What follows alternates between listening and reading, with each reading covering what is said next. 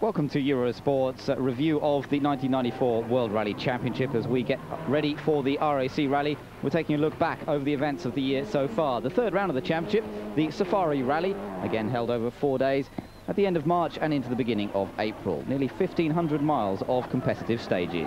Juha Kankkunen took his first ever World Rally Championship win on the Safari Rally 9 years ago, and indeed he took the lead on the first day. One scare involved when he nearly hit a local bus on one of the stages, but thankfully managed to avoid it and continue. Ian Duncan in the number 3 Toyota, a Kenyan driver who World Championship outings are limited to just the Safari Rally. Trying to emulate fellow Kenyan Shekhar Meto, who actually won the rally 4 times at the end of the 70s and beginning of the 80s. Sponsored by Flying Sausage meat producers, Ian Duncan certainly proving to be a valuable part of the Toyota team on this event. Kenjiro Shinozuka, twice winner of the Ivory Coast Rally, was rallying in the Mitsubishi Lancer. Shinozuka very familiar with the African terrain and therefore ideally suited to challenging the Toyotas in this event. A man also well known for his exploits in the world of rally raids as well, has competed several times on the Paris-Dakar Rally and won the 1988 Asian Pacific Championship. Many of the cars running involved ducting systems to try and draw up clean air into the engines rather than picking up all the dust of the local terrain. Richard Burns, the British driver, former British champion, leading in the Group N section, the section for more standard showroom condition cars, but brake problems led to a crash on day 2 for him. He lost around 20 minutes. Meanwhile, Didier Auriol was having his first ever Safari Rally, but he broke shock absorbers, drive shaft and the power steering on just the first day and lost 1 hour. So it was a big recovery drive from Didier Auriol after that point. Well, other problems for Toyota at the beginning of day 2. The early leader, Juha Kankkunen, crashed in a big way at an unexpected washaway that had suddenly appeared out of nowhere.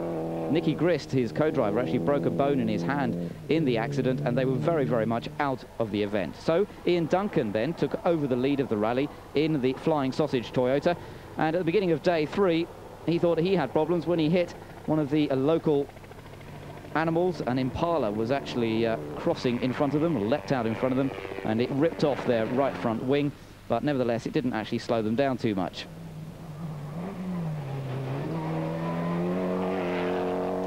Kenjiro Shinozuka holding on just behind Ian Duncan, and Patrick Njiru, the leader in Group N after the problems for Richard Burns. In fact, Njiru would go on to win the Group N section. Didier Auriol in his recovery drive had managed to get himself up into 4th place, notwithstanding that 1 hour that he'd lost on the first day.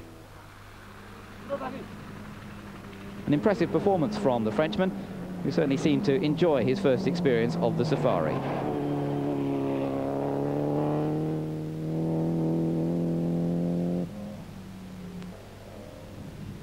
Rudy Stoll in the Audi, finishing in 6th position, although he did have an awful lot of problems on the final day. In fact, one stage he was down to around 45 miles an hour average. It's all he could manage out of his misfiring Audi, but eventually, nevertheless, coming through in 6th place.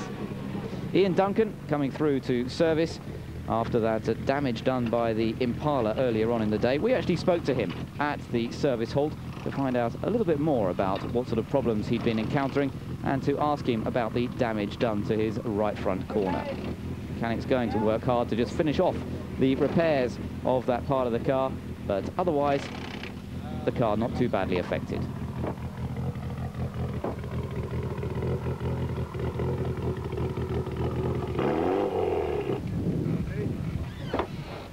On not this section one before, we hit an Impala, but it jumped out of our bushes. There's nothing to do, but it didn't damage anything at all, so just a wing, and so that was quite lucky at least. Indeed, Ian Duncan was lucky and went on to take the win of the rally ahead of Kenjiro Shinozuka in 2nd, Didier Auriol in 3rd, and Patrick Njiru and Richard Burns for Subaru in 4th and 5th places. In the World Rally Championship, it meant that Juha Kankkunen still led on 35 points, but was unable to add to that tally. And in the Manufacturers' Championship, Toyota now leading ahead of Subaru.